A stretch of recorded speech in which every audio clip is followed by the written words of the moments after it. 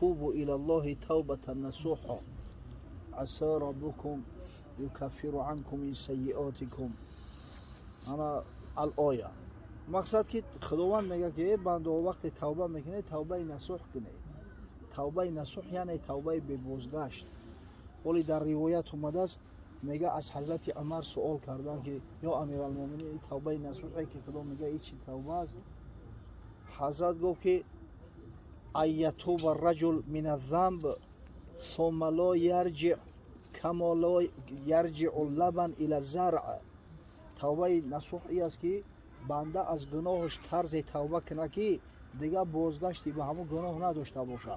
همچنانه که شیر پیستون میجوشی دیگه عبرت دست نمیشه باشه دختر. شپریچ خاطر هم لغت چکری و جوش نمیره دیگه. انمی توبه نصوح انمی خیلی توبه. او آدمی که توبه نصوح کرد شکی نیست که خدای تعالی گناهش میبخشه. اما این توبه که با رجوع به گناه داره معنیش همینه که توبه نصوح نیست. اما وقتی که با پشیمان میشه و با میل میکنه و با توبه میکنه خداوند بزرگه و گناه نمیبخشه. بازو هر آن که هستی بازو گر کافر گبر بدپرستی بازو این درگاه ما درگاه ناامیدی نیست 100 بار اگر توبه شکستی بازو. والله اعلم روایت انا ابن ماجه است در سننش. حضرت میگه لو اخطأتم حتی تبلغ خطاياكم السماء ثم تبتم لتاب علیکم. اگر همین قدر سهو و خطایی داشته باشه که همون گناهاتون اگر روی هم بگذارن تا به آسمان برسه، اگر شما توبه کرده در پیش پروردگار صدقاً خداوند گناهتون میبخشه. این خیلی خدای بزرگه. اما بسیار مهم است که نگذرونی هم وقتی توبه رو آخی. بعضی آدم خونه آباد خیلی با توبه میکنم یه روز منبره میره یا به توبه. یعنی شیطان ملعون حتی همین توبه رو از بنده میدزده. خیلی میکنی در واقع. خیلی پگاه سحر میخیزی بامداد میخونی با میکنی. هیچ وقت همین را تأخیر کردن در کار نیست. خدا رحمت کنه حضرت مولوی را. میگه اونیا که قچ داشت از پس میکشید. دوست قچ را برد و حبلش را برید. یک دهاتی بیچاره قشقار تربیه کرده بود است برای فروش. روزی بازار شهرش میبره فروختنی. در میان همو ازدحام مردم کشیده برده است قشقارا. یا دزدی بدبخت بندی قشقارا میبره و میگیره میبرش. چون که آگاه شد دوان شد چپ راست تا ببیند آن قچ برده کجاست. یا وقتی نگاه کرد که بنده به زمین کشیده بود است. بیچاره در بین ازدحام مردم ایست دوید اوست دوید قشقار کوفته است. که او قشقار بر وقت جوش گرفت است. بر لبی چاه بدید آن دزد را که فغان میکرد ایوا ویلتا. همون دزد لعنتی دید که آدمی سوده ای. آدمی سوده را فند کردنش آسان‌تر ایده و زیرک. با یک گوسفند خالی اکتفا نکردی خانه ساخته. میگه در همین لب یک چاه ایستاد و گریه و فغان برداشته است. وا مصیبت ها و خاک در سرم. بیچاره می آدم سوده خودش در مصیبت گرفتاره. با دید یا مسلمان دیگه گریه داره جگرش سوخت. گفت نالان از چی ای استاد؟ گفت همیان زرم در چه فیداد. پیشش اومد که چی گریه میکنی چی درد داری؟ گفت میخواستم همین چاه آب بگیرم بخورم که نخواستم همیان پولم خلطه پولم در درون چاه غلطید. این همیان قبچه قید. زمان پیش پولای کاغذی نبود کو یا پردمنه در جوش کنی. پیش نقره بود تیلو بود در خلطچه میگرفتنش. مخصوص خلطه چرمی بود در اون میگرفتن. میره همیان میگن. همیانو میگه تیلو قطی در درون چاه غلطید. گر توانی در روی بیرون کشی خمس بیدهم من تو را با دل خوشی. من دستی او ندارم او بازی کرده نمیتونم. اگر برادر خودت بتونی بدرو ایم دروی چاه همو تیلوی مرا ببرور ای همی 4 یا ای 5 حصه است از شیر مادرت حلال میکنه.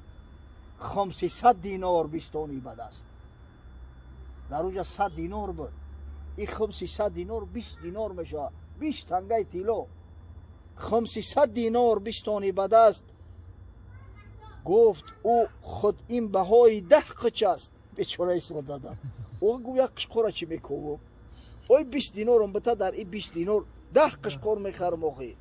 گردر بربستش 10 در کشود گر قچه شد حق ایواز اشتر بیدود او غمی قشقوره چی بخرم اینجا پولی اشترای خداوند اینه تری بدلم داد و میگه جامعه ها رو کنده اندر آب رفت جامعه ها رو برد هم اون دزدی تفت بیچاره جامعه شب رو ورد ساله شب در دستی دزد داد که به قبضه من بدرون بگیرمش این لعنتی همون لباسوش هم دزدید بره با حضرت نصیحت میکنم حین سواری توبه شو بر دزد رس جامعه ها 20 تن از دزد باز پس ای مسلمان میگه همون مرده که سوده جوهیل تی من قصه ترا کرده است میگه حضرت مولوی او دزدی لعنتی شیطان ای ولی رم دیر نشیده است ببین در گناه مبتلات کرد با وقت هم تو وقتی قیمت دزدیده است با سر لباس تا که مقصد که زینتی تاست گرفته برده است دیر نشیده است در اسبی مستی توبه سوار شو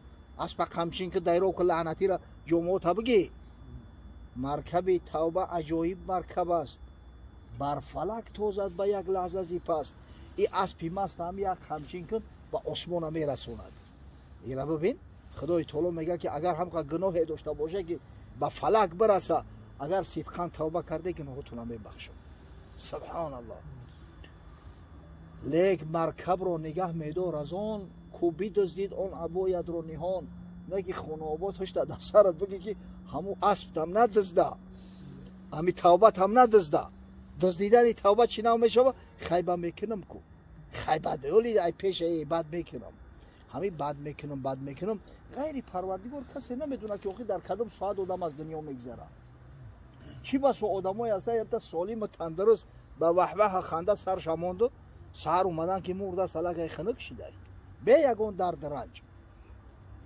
و ما تدری نفسون ماذا تکسب غدا خداوند در قرآن میگه هیچ کسی نمیدونه که این پگه به او چی واقعا رخ میده و ما تدری نفسون بی ای ارض تموت کسی نمیدونه که در کجا میبره برای توبه را در وقتش کردن بسیار مهمه این الله یقبل توبه العبد ما لم یغرغر حدیث امام ترمذی است با روایت از حضرت عبدالله ابن عمر میگه خداوند توبه بنده را تا همون زمان قبول میکنه که جانش در غرغره ناومده باشه وقتی جان در غرغره اومد خلاص دیگه در او توبه بسته میشود او توبه دیگه به دردت نمیخوره پروردگار بزرگ